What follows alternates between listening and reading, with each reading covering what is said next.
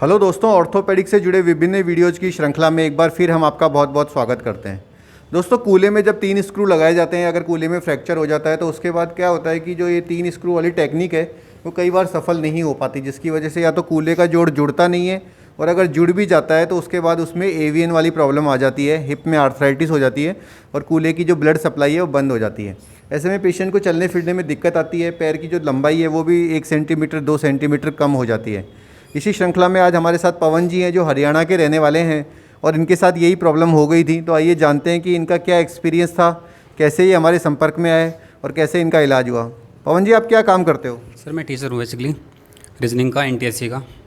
और आपको जो ये कूल्हे में दिक्कत थी वो शुरू कैसे हुई थी? सर मेरा 2016 में एक एक्सीडेंट हुआ था बाइक से, तो इमरजेंसी में डॉक्टर ने क्या किया, 3 स्क्रू लगा दिए थे। उसके बाद डॉक्टर ने बोला था कि आपको 4 से 5 साल बाद कुछ दिक्कतें आएंगी, मतलब जो फीमर का जो नेक होता है वो ब्लड का सप्लाई करता है, तो जब बंद कर देगा तो आपको पेन होगा और चलने में थोड़ी दिक्कत आएगी। तो जब उसने पेन शुरू हो गया मेरे कुल्ले में, तो मैंने डॉक्टर से जैसे एक्सरा करवाया नज़दीकी, तो उसमें डॉक्टर ने बोला कि आपको एवियन हो रखा है। तो आपने एमआरआई तो नहीं करवा पाए होंगे क्योंकि स्क्रूज़ की वजह से एमआरआई तो पॉसिबल ही नहीं थी। हाँ जी सर। तो फिर मैंने सर 1-2 डॉक्टर से मिला तो मेरे को कुछ अच्छा सर्टिफिकेट नहीं मिला, तो मैं आपको यूट्यूब पे सर्च किया तो देखा, जैसे आपसे बात हुई मेरी व्हाट्सएप पे कॉल पे, तो मैं आपके पास आया। तो जिस उम्मीद से मैं आया था उस पर यहाँ का स्टाफ खरा उतरा है सर। आपका जो हिप रिप्लेसमेंट हुआ है, हमने अनसीमेंटेड सिरेमिक ऑन पॉली दोस्तों हिप रिप्लेसमेंट किया है। तो इसके बाद इनका ऑपरेशन होके आज सेकंड डे है और ये पूरे आराम से पूरा वजन दे के चल सकते हैं। सपोर्ट के लिए हमने वॉकर दिया है, लेकिन ये वॉकर भी इनको महीने से 1.5 महीने में छोड़ देना है, जबकि बोन का स्टेम से इंटीग्रेशन हो जाता है। तो वैसे वॉकर की कोई ख़ास आवश्यकता नहीं होती है, सिर्फ इसलिए दिया जाता है ताकि पेशेंट दोबारा से गिर ना जाए। जहाँ तक इनके टाँकों का सवाल है, बहुत ही कम टाँके लगाए गए हैं। और दोस्तों, इसमें कई तरह के अंधविश्वास प्रचलित है, जैसे MIS टेक्निक है या चौकड़ी बिठा देना। तो इन चीज़ों को आपको ध्यान रखना है कि ये सिर्फ मार्केटिंग गिमिक्स होते हैं। MIS जैसी कोई चीज़ नहीं है दुनिया में। अगर आप 2 स्टिच कम लगाते हो तो उसे MIS या मिनिमल इन्वेजिव कह दिया जाता है।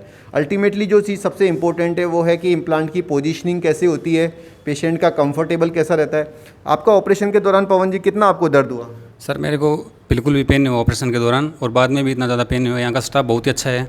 अगर मैं ये कहना चाहता हूँ कि अगर कोई भी पेशेंट घर से आता है तो वो अगर उसके फैमिली वाले भी घर से नहीं आ रहे तो कोई प्रॉब्लम नहीं है ऐसी कुछ भी, क्योंकि यहाँ पर अच्छी तरह से देखभाल होती है पेशेंट की। आपको कुछ ऐसे यहाँ पे किसी तरह की कोई दिक्कत नहीं आई? काफ़ी सारे लोग ऐसे सोचते हैं कि जैसे यूट्यूब पे जो चीज़ें दिखाई जाती है वो रियल नहीं होती है। तो आपको इस जगह के बारे में ये एक्सपीरियंस कैसा रहा? हाँ जी, ऐसा होता है कि लोग सोचते हैं कि यूट्यूब पे जो दिखाते हैं असलियत में होता नहीं है, कि यहाँ पर जो यूट्यूब पे दिखाता है वही असलियत में यहाँ पर ऐसा है।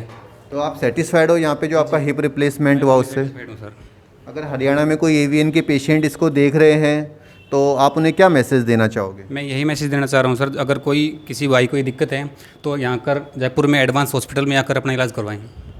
ठीक है, हम पवन आपको पूरी बधाई देते हैं। उम्मीद करते हैं कि थोड़े दिनों में आप बिल्कुल पहले जैसे नॉर्मल। देखिए, ये जो जॉइंट है हिप वाला, ये नॉर्मल सर्जरी नहीं है, बहुत बड़ी सर्जरी है।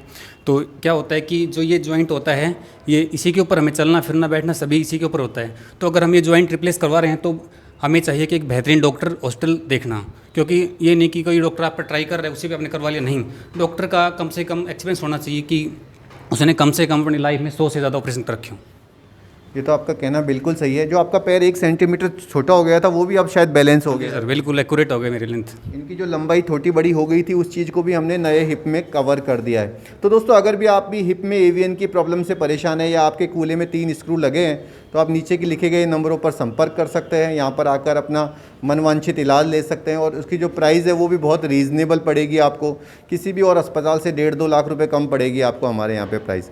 तो हम पवन को पूरी बधाई देते हैं और उम्मीद करते हैं कि ये पूरी तरह सक्सेसफुल अपना जीवन यापन कर पाएंगे। Best of luck.